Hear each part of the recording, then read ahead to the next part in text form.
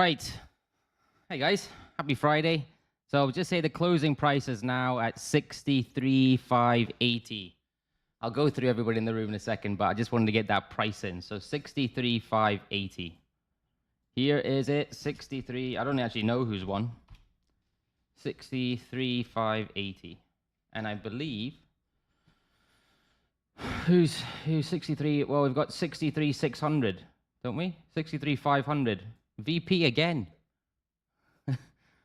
63,500. Oh no, hold on. 63,630. Soban. Is that right? 63,630. So 500 is 80 away. This is 50 away. No, it's Mohammed. Mohammed here? Hold on, 63. No, is that right? Anybody tell me if I'm wrong? Yeah, Mohammed. Mohammed is the winner. 63,630. Mohammed, if you're in the room, say hello. Well done, mate. You've won 50 bucks for your beer or a potential 1-month membership to RTFX. Links down below. Thanks for entering, guys. We've had more entries as we go along. Next week, we'll do something else. Unlucky VP, you're almost win it twice in a row, or 2 times out of 3. Look at Sohail. So I don't know if Sohail's in the room. He went 62,501. I went 62,500. He went 62,501. Anyway, hope everybody's well. Paul, how you doing? Rohan, who else is here? Kaizen, how you doing, buddy? Kaizen, did you take that USD ZAR? I'm not sure if you took that USD ZAR long.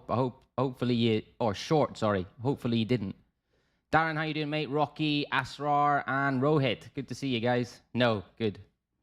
Yeah, I was watching it, mate. I was watching it, and I was hoping you didn't take it because I was thinking it's a little bit too bullish going into it. But good, well done. Well done, you didn't take it. Hey, VP, yeah, unlucky, mate. You were very close. So, Mohammed, I know he's on Instagram. He follows me on Instagram. So send me a DM with your PayPal, and I'll shoot you across 50 bucks. Bitcoin getting a reaction at these all-time highs. Not the greatest day yesterday, a decent outside bullish engulfing. If it was a normal Forex chart, I would be like, I'm not really happy taking a break on quite an extended move. I would prefer this to come back down a little bit, but when Bitcoin has momentum, it certainly moves. And yeah, looks decent for potential dip buying opportunities on this daily. You keep that until, I would say, 100K, right? It's more likely to go to 100K. It's not going to go to 0. I will give one of you my house if it goes to 0, put it that way. Keep buying those Bitcoins. I think altcoins as well is potentially altcoin season could be coming up.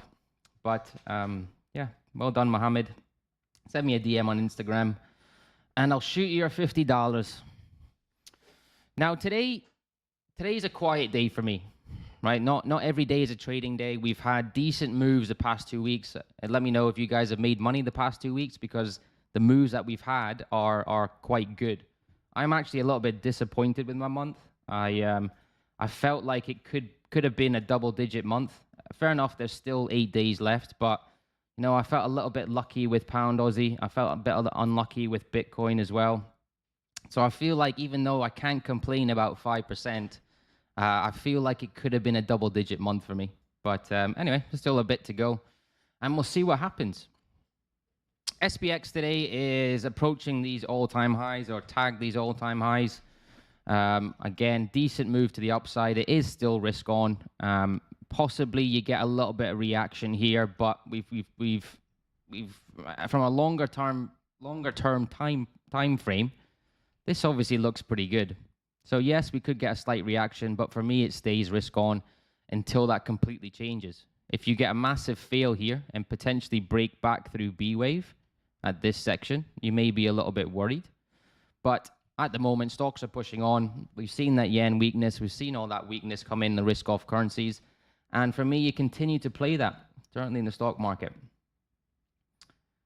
The dollar. Now, the dollar today is interesting. I've got a potential setup on dollar, and this is really the only one that I'm interested in. Maybe not even for today, possibly for next week. Got our V reversal. a nice a V reversal, a nice ABC. So A, B, C. And now we are pushing down, potentially coming back down to this area. A break of B wave here would be good. This price action on London Open certainly is bearish. I fancy the dollar to come back down here, potentially for a retest, breakout retest, and move to the downside.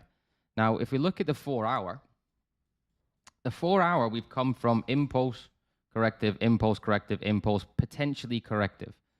I thought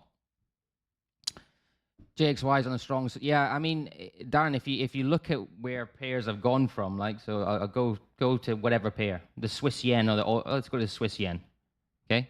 If we look at where we've come from, this just can't continue, and this is why you may get a bit of quiet action for yesterday, today, maybe even the next week, because you think about markets trend 30% of the time, markets range 70% of the time. So, you know, we're expecting the moves already happen. You know, we're expecting a little bit of consolidation, and you know, it's times like these where you can force trades and potentially, and I'll go into Aussie New Zealand in a second, which I think is a good example of that, and lose silly trades. So if I'm sitting on 5% right now, and I take a silly trade today that I don't need to take, you know, down to 3%, that's really annoying, right? And that's kind of where I used to blow up, because I take silly trades and think, shit, why have I taken that? You try and get it back, you lose another trade, you're down to 1, and then my mindset used to go, taking like another trade, trying to get that 4% back, and then what happens? You end up in a negative month on one day and get really annoyed with yourself, and you know, the rest is history, as I say. So I'm perfectly happy with 5%.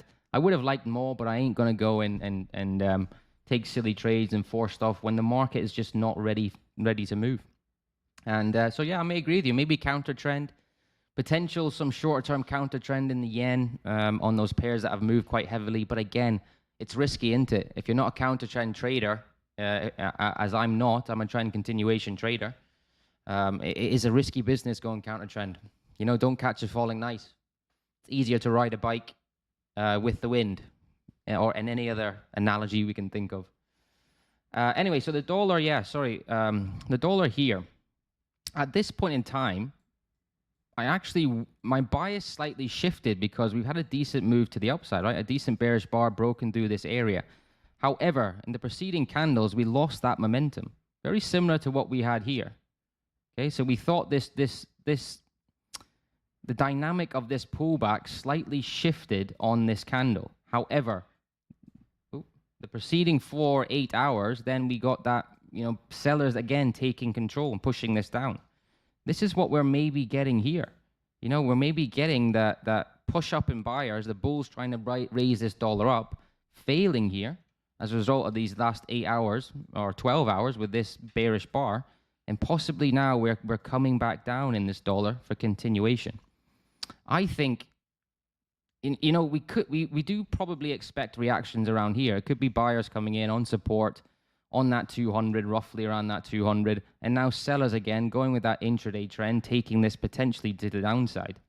So if we break below, break and close on this 4 hour or next 4 hour, we still will have that 200 as dynamic support, but a break and close underneath this 200 and a break and close underneath here, it could look pretty precarious for the dollar. It could look pretty precarious. So my bias would be, you know, certainly look for confirmation down here. You could look for a confirmation on B wave break for potential shorts. But if we're looking at the chart, I know you could say, well, this is just a pullback from this decent move.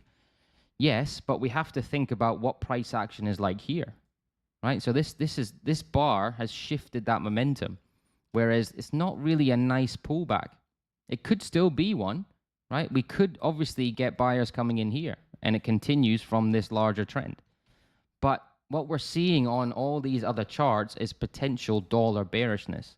And yeah, wait for that confirmation. I mean, it does look bearish right now. I don't, you know, but a break and close underneath this area would be your added confirmation. So I'll be looking at the DXY on a break and close on this pattern, because this is nice. I like this.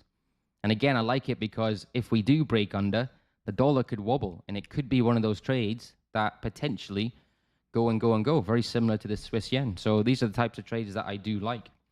So dollar looks a little bit precarious.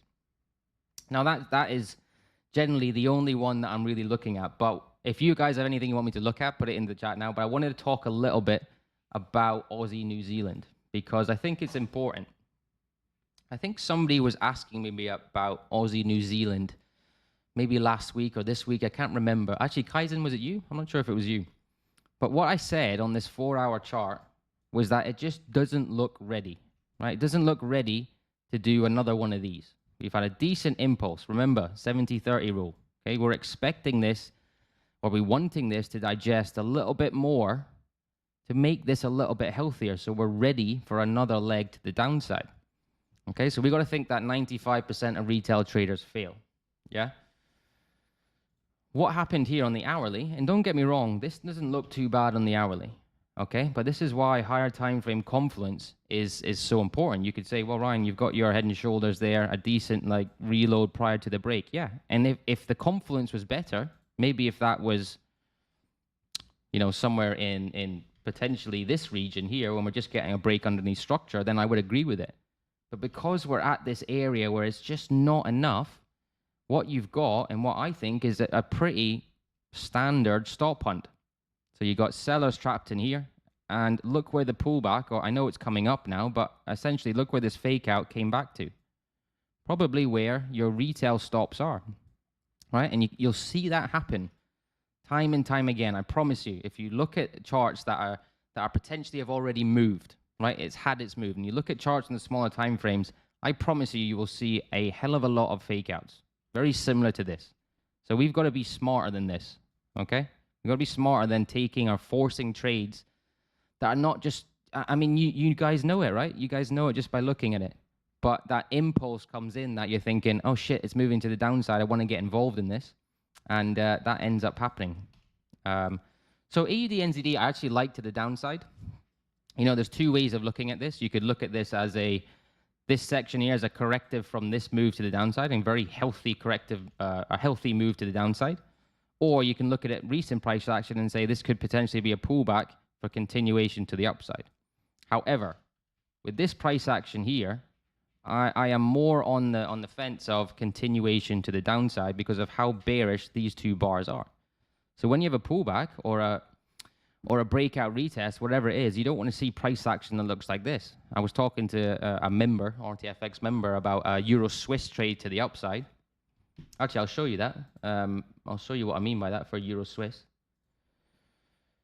On this hourly here, right, for a breakout retest, we don't want a retest that looks like this because more often than not, these will fail, right? Because the market's telling you something. We don't want to be up here. Sellers are coming in, and they're coming in quite hard. You want your retest to potentially come on this candle, where you're coming back, you know, very small in range, lowering volume candles, and then you get your volume back on this support area, right? And that's when you want to go. Or you're breaking out, you're getting your complex corrective. Just something that looks more like, let me see if I can give you a better example. Okay, so if you go back to the dollar, something that looks more like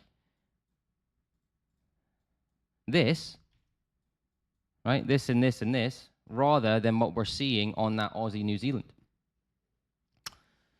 Sean, hey buddy, hope you're doing well. Rohit, pound CAD seems to behave like Aussie New Zealand. Let's have a look at pound CAD. Yeah, so I'll just finish on this Aussie New Zealand. Is that, so for me, in terms of longs, now I'm not saying this can't go long. I would be preferring to look at this as a corrective from this impulse, and we continue because of this price action here. Just need a little bit more. We just need a little bit more. And it would look nice because you get a break underneath that 200, and it could be a pair again. That moves quite well. So Aussie New Zealand, for me, something potentially for next week. I think I had USD Hong Kong, actually. I'll look at USD Hong Kong dollar. USD Hong Kong dollar has got potential for me. We're getting a slight 4-hour head and shoulders. I like the USD Hong Kong dollar as a pair to trade. I found my win rate is quite good on it. We've got our V reversal. We're looking for this to come back up for a potential breakout retest. And our 200, our retest is coming on that 200, on that 20 for continuation to the upside. But it's, you know, it's really slim pickings here, the guy. I mean, it's a Friday. Fridays are sometimes quiet. It's a lovely day out in Dubai. Go and live your life today. You know, get away from the charts and come back on Monday and Tuesday when things have digested. Yeah, so this is the pullback I mean. That's looking like a decent pullback. Who asked me about that? Rohit. So yeah, back to that 20 on the daily. Remember, this is the daily chart. So it's about being ready to move. And it could potentially be ready to move. And it had a slight fake out to the downside. Okay, sometimes that's going to happen. But really with pound CAD, what you want to be looking for here, if we're considering this our complex, this is your key area with pound CAD, right here.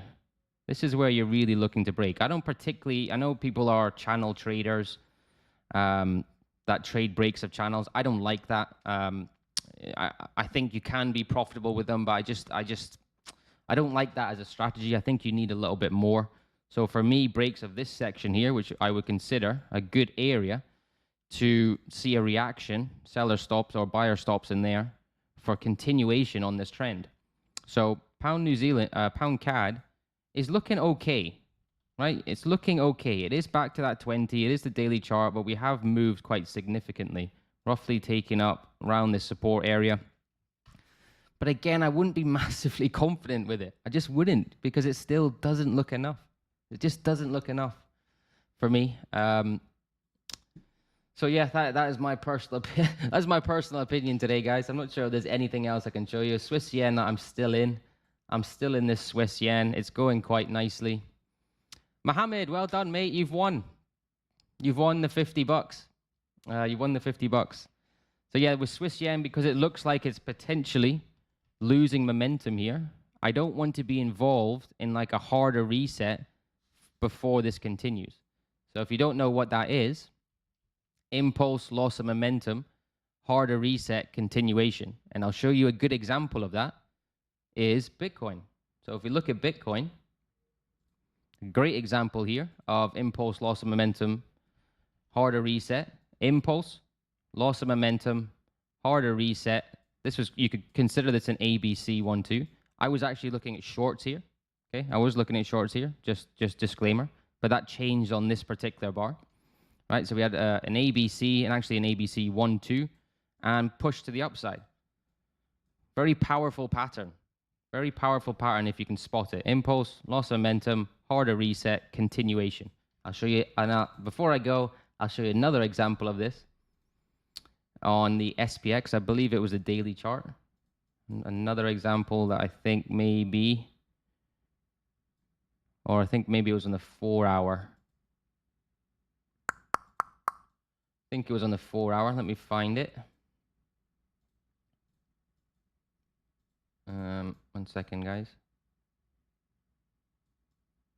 Here, yep. So here we go. Impulse, loss of momentum, harder reset, ABC, volume coming in at C, boom, off we go. Impulse, loss of momentum, trend continuation. A great little context, because you can use that as well. You can use that as your higher time frame confluence. If you've got a setup on the lower time frames on whatever it is, maybe let's just say Bitcoin, for example, roughly around, I don't know, on this bar here or this bar here, you're looking at your higher time frame confluence. Again, very important. And you're seeing this, you're thinking, well, this could really move to the upside. So you're getting into trades that can really move, you know, let your winners run. And so that higher time frame confluence is important. And again, I'll go into this Swiss yen on why I think it was a really nice trade, because of where it was on higher time frames. You know, that ABC here, ABC, we've got outside bullish engulfer on the Swiss yen here. On this weekly, we're entering in at a period where it looks really good. Simple corrective from this impulse. Simple corrective from this impulse. Simple corrective and an impulse. Right? We look at the daily chart on where we're entering. Remember, we're entering here. We've got this larger context. And if we break out of this larger context, it could mean, we didn't know what's going to happen, but it could mean a decent move to that upside, right? So we got our outside bullish engulfing. Remember, this is a daily chart on this 200. What else are we seeing? We're seeing a V reversal. We're seeing a potential head and shoulders. All these things are bullish patterns just prior to where we are taking this trade. Okay, we're getting it on the 20. So you notice how, I mean, you could put a slight thingy here. We're breaking out of this descending trend line. And if we put an actual trend line on it, see if it's completely valid. Yeah, breaking out of that there on that bullish engulfer, it just adds so much confidence with your trades. You know, the only thing that it has been great moves these past 2 weeks or the start of October.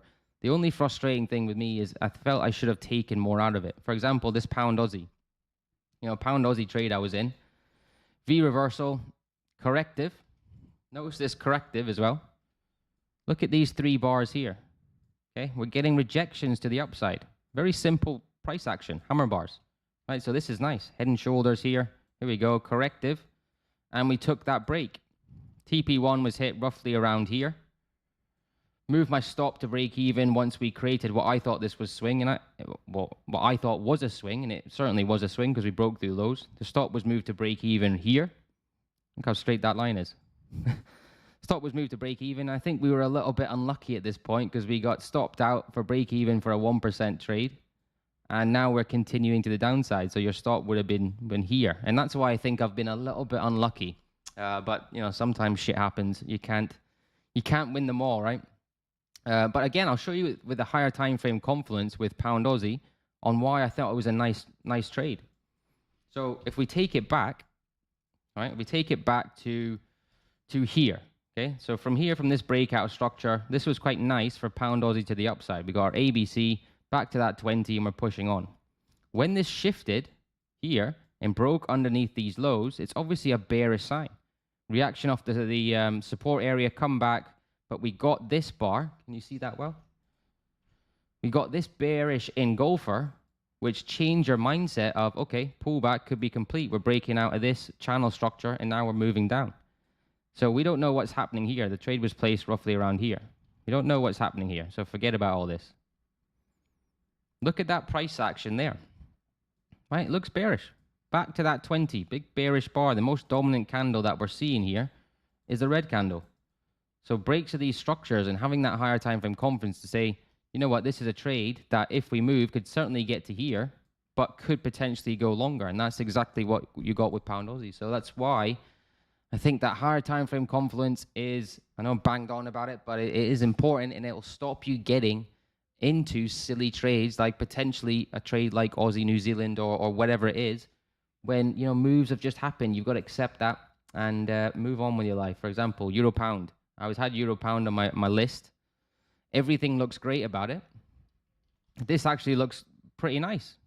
There's a potential break here to the downside. Actually looks pretty nice on the 4 hour. I'm just a little bit wary of where we are on the daily because look where we've come from. So although this is great, right? This is great. This is good. This is good. This is just a bit worrisome. And certainly on a Friday, I don't want to lose any money. I'm quite happy with what I've done this month so far. And yeah, that's about it. So well done, Mohammed. Mohammed, send me a DM with your PayPal and I'll send you that this afternoon. Remember that will, oh no, you're already a member. You're already a member. If anybody's interested, anybody's watching it, we do have a website here. If you are interested, the link is down below. This is our RTFX website. Very in-depth and expensive website. We got a dashboard, we got a trading academy, tools, schedules, members, perks here, mentoring, blogs. We've got a store. We also have a Discord as well.